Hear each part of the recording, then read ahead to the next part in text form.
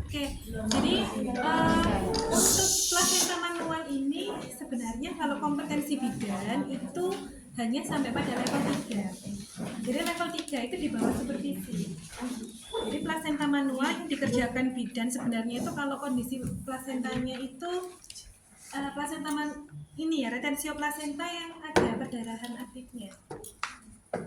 Kenapa? Karena kalau misalkan dia tidak ada perdarahan aktif, biasanya umumnya plasentanya itu melekatnya sangat erat. Nah, biasanya plasenta aketa bisa kemana-mana nembusnya ya. Jadi nanti ada yang sampai kandung kemih dan sebagainya. Nah, itu sebaiknya dirujuk. Tapi kalau dia ada perdarahan, kita bisa lakukan plasenta manual. Oke, bisa dibaca. Saya ya. Boleh juga. Yang pertama, Jelaskan kondisi pasien pada keluarga bahwa pasien mengalami retensio plasenta dan atur pasien dalam posisi ditutup. baik ya. Jadi kita jelaskan dulu ke keluarga ya, bapak atau misalkan atau ibunya, ibu mertuanya atau ibu kandungnya yang nunggu ya. Ini ibunya sedang ini ya. Jadi ari-arinya setelah 30 menit di sini belum bisa dilahirkan, sehingga saya akan melakukan pengeluaran ari-ari secara manual dengan memasukkan tangan saya nanti ke dalam jalan lahir ibu. Cuci tangan dengan sabun dan air mengalir 7 langkah, keringkan dengan handuk 1 kali pakai. Ya, kita cuci tangan 7 langkah ya. Cuci tangan 7 langkah, dikeringkan. Ini kalau terpotong gini langkahnya. Tapi kalau misalkan kita di APM, itu kan kita dalam posisi sudah pakai sarung tangan ya. Iya. Ya. Pakai sarung tangan pendek di kedua belah tangan.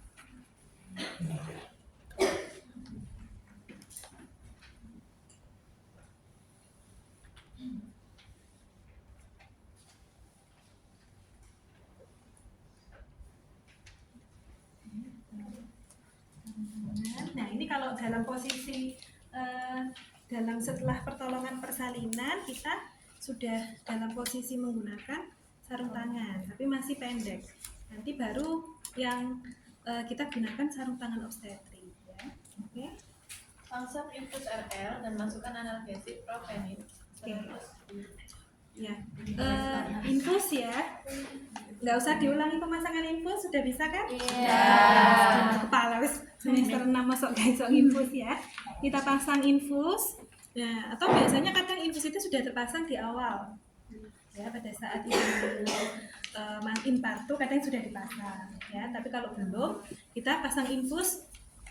Kalau infus pasangnya nanti jangan yang infus set, tapi pakai yang transfusi set ya, pakai yang transfusi set ya. Karena apa? Karena kalau setelah dilakukan plasenta manual itu kan tentang terjadi perdarahan, sehingga nanti kalau pasien butuh grojok cairan infus atau nanti dalam kondisi perdarahan dirujuk ke rumah sakit nanti butuh transfusi kan. Dalam kondisi pasien presok itu kan venanya sudah susah dicari gitu ya, sehingga kalau sudah menggunakan transfusi set harapannya nanti tinggal dimasukkan ya transfusi. Ini asepsis vulva dan tali pusat dengan menggunakan betadine.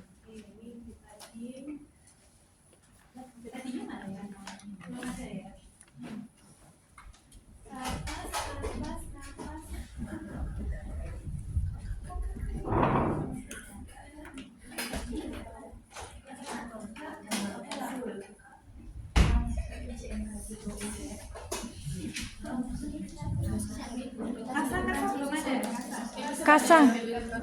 Kasar orang.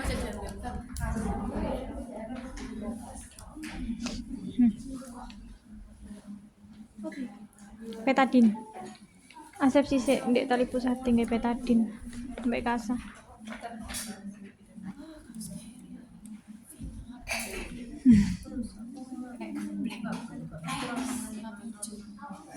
Nah, untuk dimasukkan obatnya Provenil itu kan tujuannya dimasukkan itu untuk mengurangi nyeri. Iya. Ya, kenapa? Karena biasanya dilakukan manual plasenta itu ibu merasa nyeri, sehingga dimasukkan Provenil biasanya suppositoria. Ya, ya melalui anus. Kita masukkan ya obatnya ya melalui anus.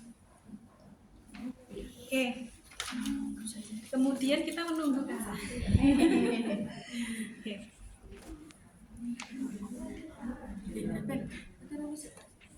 Matikan dulu aja. Boleh. Iki sing ndi kok aku diilang maneh. Pausan.